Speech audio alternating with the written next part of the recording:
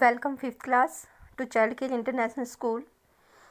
Students, as you know, in the previous video we have read our 7th chapter, that is Into the Future, written by H.G. Wells. I hope that you have understand this chapter carefully from that video. And students, for today I am going to start comprehension question answers of this chapter. Okay, so watch this video carefully to understand these question answers. Our first question is, where did the narrator want to travel to and why? जो हमारा narrator है वो कहाँ पर travel करना चाहता है और क्यों ट्रैवल करना चाहता है? आपने देखा होगा हमारे लेसन में फर्स्ट ही पेज पर फर्स्ट ही पैराग्राफ में हमें बताया है कि जो नरेटर है और उसके जो फ्रेंड्स हैं टाइम मशीन के पास खड़े हुए होते हैं और वो पूछ रहे होते हैं उसके फ्रेंड्स उससे कि आप पास्ट में पहले जाना पसंद करोगे या फ्यूचर में। तो जो नरेटर है हमारा वो उनको बताता है कि मुझे फ्यूचर में जाना पहले ज़्यादा पसंद है। क्यों? क्योंकि जो पास्ट है ना, पास्ट की चीज़ें तो उसे पहले से पता हैं, वो अब फ्यूचर की चीज़ें जानना चाहता था। क्यों? क्योंकि जो फ्यूचर की चीज़ें होती हैं वो किसी को पता नहीं होती कि क्या होने वाला है हमारी लाइफ में। तो वो क्या कहता है कि मुझे फ्यूचर में जाना पहले ज़्यादा पसंद होगा, मैं ज़्यादा फ्यूचर को पसंद करूँगा। सो नरेटर क्या कहता है? The narrator wanted to travel to the future first. वो पहले फ्यूचर में जाना चाहेगा because the unknown interested him the most, क्योंकि जो अननोन चीज़ें होती हैं ना वो उसको ज़्यादा पसंद आती हैं। तो इसीलिए हमारा नरेटर क्या कहता है कि मुझे पास्ट की बजाय फ्यूचर में जाना ज़्यादा पसंद है, मैं फ्यूचर में जाना पसंद करूँगा बिकॉज जो उसकी अननोन थिंग्स हैं, अननोन टॉक्स हैं, वो मुझे ज़्यादा पसंद आती हैं। Okay, so our second question is, What instructions did the narrator give his maid? अपनी मेड को उन्होंने क्या इंस्ट्रक्शंस दी? किसने? नरेटर ने। तो आंसर होगा हमारा the narrator instructed his maid. अपनी सर्वेंट को, अपनी नौकरानी को वो क्या इंस्ट्रक्शन देता है? To cook the best dinner, अच्छे से अच्छा भोजन पकाया जाए उसके फ्रेंड्स के लिए। Dinner she could for his friends the next week, मतलब नेक्स्ट वीक में उसके फ्रेंड्स आने वाले हैं, क्योंकि उसने अपने फ्रेंड्स को कहा था कि मुझे एक वीक का टाइम दो, ये जो टाइम मशीन है ना ये वर्क करना स्टार्ट कर देगी, ये वर्क करेगी एक वीक में, मुझे कुछ इसमें माइनर चेंजेस करने हैं, माइनर कुछ चीज़ें डालनी है इसमें, इस वजह से।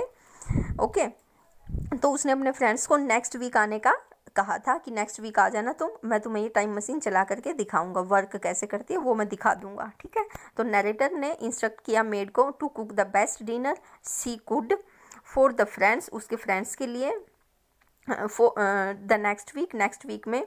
ठीक है, he also give her a note, और वो उसको एक नोट भी देता है फॉर हिज फ्रेंड्स, अपने फ्रेंड्स को देने के लिए एक नोट देता है वो मेड को। क्या लिखा हुआ है उस नोट में? कि मैं तुम्हें अभी ज्वाइन नहीं कर पाया लेकिन till the evening I will join them, कि मैं उनको ज्वाइन कर लूँगा लेकिन अभी मैं ज्वाइन नहीं कर पाया। ठीक है, सो स्टूडेंट्स ये हमारे 2 क्वेश्चंस हुए। Now we go to our third question, and third question is, how did the narrator work the machine? Was it difficult to operate? Give reason for your answer. The question is saying that, asking that how did the narrator work the machine, मतलब जो time machine थी, जो future या past में ले जाने वाली machine उन्होंने प्रिपेयर की थी, तो वो किस तरीके से काम करती हैं, कैसे काम करती हैं? वो जी डिफ़िकल्ट टू ऑपरेट, क्या उसको चलाना, क्या उसको ऑपरेट करना काफ़ी मुश्किल था? Give reason for your answer, अपने आंसर के लिए रीजन्स भी देने हैं। So answer, the narrator sat down on the seat of the time machine. जो नरेटर है वो क्या करता है? टाइम मशीन की सीट पर बैठ जाता है। Okay, and pull the lever, और लीवर को पुल करता है, खींचता है, डाउन अ लिटल, थोड़ा सा नीचे की ओर। अब हमें पता है, लेसन में हमने रीड किया कि जो टाइम मशीन है यदि हम उसको नीचे की ओर उसके लीवर को पुल करते हैं तो वो हमें फ्यूचर में ले जाती है, और यदि हम उसको अपर डायरेक्शन में पुल करते हैं, पुश करते हैं या पुल करते हैं, तो फिर वो हमें पास्ट में लेकर के जाती हैं। तो ये फ्यूचर में जाना चाहता था, तो इसने क्या किया? उसको नीचे की डाउन की साइड में उसको पुल किया, pulled the lever down the a little and then stopped it, और फिर उसको स्टॉप कर दिया। Then he pulled the lever harder, और उसके बाद उसने लीवर को और भी थोड़ा सा पुल कर लिया। हार्डर मीन्स होता है थोड़ा सा और भी ज़्यादा उसको पुल किया, खींचा। And the time machine sped up का मीनिंग है यहाँ पर मतलब स्पीड बढ़ गई उसकी, गति बढ़ गई उसकी, ठीक है, तो उसकी गति बढ़ जाती है। It was not very difficult to operate, और इसको चलाना कोई ज़्यादा मुश्किल काम नहीं था, केवल एक सीट पर बैठे रहना था और पुल करना था लीवर को बस। ओके, तो इसको चलाना कोई ज़्यादा मुश्किल काम नहीं था। क्वेश्चन में हमसे यही पूछा था कि वो कोई ज़्यादा मुश्किल काम था, डिफ़िकल्ट टू ऑपरेट, और नरेटर टाइम मशीन से कैसे काम कर रहा था, ठीक है। सो हमारा थर्ड क्वेश्चन कंप्लीट हो गया। अभी हम चलते हैं fourth question. This is our fourth question. What made the narrator think that his machine was a failure, मतलब नरेटर को ऐसा क्यों लग रहा था कि भाई उसकी मशीन है जो फेल हो गई है, वो काम नहीं कर रही है। वॉज ही राइट, क्या वो सही था। Give reason for your answer, और अपने आंसर के लिए आपने रीजन भी देना है। देखिए, When the narrator started the time machine, जब नरेटर ने टाइम मशीन को स्टार्ट किया, okay, first he did not notice any changes, और उसको कोई भी चेंजेस नज़र नहीं आए in the surrounding means environment, उसके चारों ओर का जो एनवायरनमेंट था उसमें कोई भी चेंजेस नज़र नहीं आए। सो ही थॉट हिज मशीन वो जो फेलियर, तो उसको लगा कि जो उसकी मशीन है ना वो फेल हो गई, वो काम नहीं कर रही है। Okay, but he was wrong, लेकिन वह रॉन्ग था, गलत था वो। बिकॉज क्योंकि he had travelled more than 5 hours in just 2 minutes. अब आपने चैप्टर को ध्यान से रीड किया है तो आपको पता होगा कि सेकंड पेज पर हमें राइटर कहता है कि जब उसने ट्रैवल करना स्टार्ट किया उसकी वॉच में केवल 2 मिनट हुए थे, और जो दीवार पर घड़ी लगी हुई थी, जो कमरे की दीवार पर, रूम की वॉल पर वॉच लगी हुई थी, उसमें उसने 5 आवर्स ज़्यादा ट्रैवल कर लिया था। तो इससे उसको बाद में पता चलता है कि उसने तो केवल 5 आवर्स, जस्ट 2 मिनट्स में ही 5 आवर्स की तरह ट्रैवल कर लिया।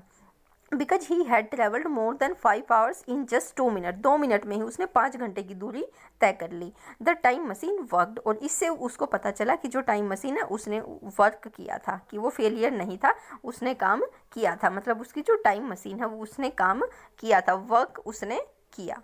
तो टाइम मशीन है जो वर्क थी, फेलियर नहीं थी। Okay, so this is our fourth question, and now we will move to our fifth and sixth question. देखेंगे। Our fifth question is, though the narrator could see the maid working. अब जो हमने next page पर देखा होगा अपने chapter में, जो नरेटर जब मूव कर रहा है फ्यूचर में तो वो अपनी मेड को देख रहा है। Y could see not see him, लेकिन जो मेड है वो उसको नहीं देख पा रही है, ऐसा क्यों है। अब नरेटर क्या कहता है, the maid could not see the narrator, narrator को नहीं देख पा रही है, because she was travelling through, because he was travelling. He किसके लिए यूज हो रहा है यहाँ पर, जो ट्रैवल कर रहा है नरेटर, जो नरेटर है वो ट्रैवल कर रहा है टाइम मशीन के द्वारा, मतलब वो तो टाइम से चल रहा है, फ्यूचर में जा रहा है, वो तो देख सकता है कि वो आगे फ्यूचर में क्या करेगी। बट जो मेड है वो थोड़ा मशीन से चल रही है, वो तो अपना नॉर्मल लाइफ में है, तो नॉर्मल लाइफ में है, इट मीन्स वो तो उसको नहीं देख पाएगी। तो जो नरेटर है वो उसको देख पा रहा है कि वो क्या करेगी फ्यूचर में। Okay, so let's move to sixth question. What did the window darkening and brightening signify होता है संकेत करना।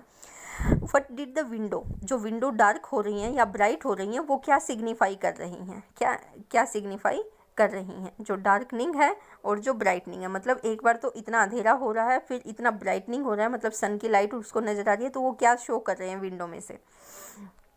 The brightening and the darkening of the window signified, क्या शो करी है, the coming and passing of days and night, मतलब जब brightening होती है तो इट मीन्स डे जा रहा है, ब्राइटनिंग का मतलब है डे, और जब डार्कनिंग हो रही है तो नाइट, मीन्स अंधेरा हो रहा है तो नाइट हो रही है, और जो लाइट आ रही है, लाइट उसको चमक दिखाई दे रही है तो डेज हो रहे हैं। तो मतलब ब्राइटनिंग और डार्कनिंग है वो विंडो की जो ब्राइटनिंग और डार्कनिंग है वो क्या सिग्निफाई कर रहे हैं कि जो डे है और जो नाइट है वो पास हो रहे हैं। The brightening and darkening of the windows signified the coming and the passing of the days and night. Okay, I hope you are understanding these question answers carefully, and let's move to our next question, that is seventh question of this chapter.